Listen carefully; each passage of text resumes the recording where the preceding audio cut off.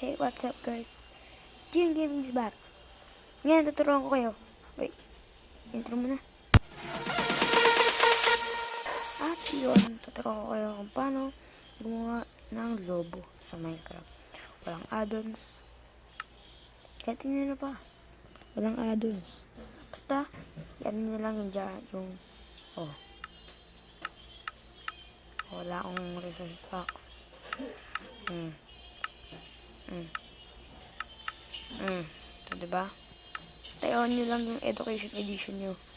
So, ang una, mukha kayo ng compound creator. Siyempre, huwag niyong kakalimutan yung elements. So, kailangan natin ng hydrogen, helium, at carbon. So, yun. Tapos, ano pa tayo ng crafting table. Siyempre. So, yun. Yan nalagay natin yun. Hydrogen.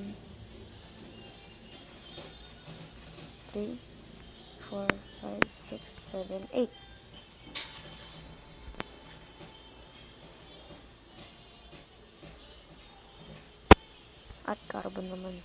1, 2, 3, 4, 5. O, yan. So, yun. Nagawa ka latex. Tapos, latex ba yan? Yan. Tapos, lagay mo sa gilid na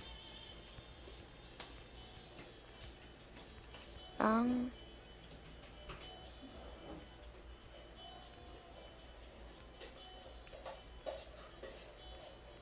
mga latex at ilagay mo ang helium.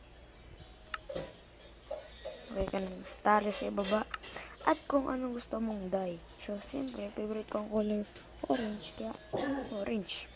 At yun, meron kahit ano. Wala na pala akong red, blue,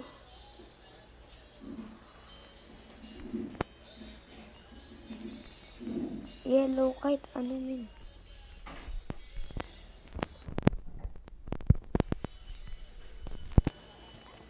So, yun. Tuturuan ko kung paano gumana to. So, yun. Kumuha ka ng oak fence. At kung anong gusto mong hayop. Gabalin lang sa hayop na gusto mo. Pig, sheep, para ako. Piling ko yung pig. Okay.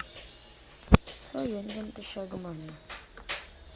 1, 2, 3, 4. Ganyan, oh. Diba? Walang mods yan, mga lods, mga min.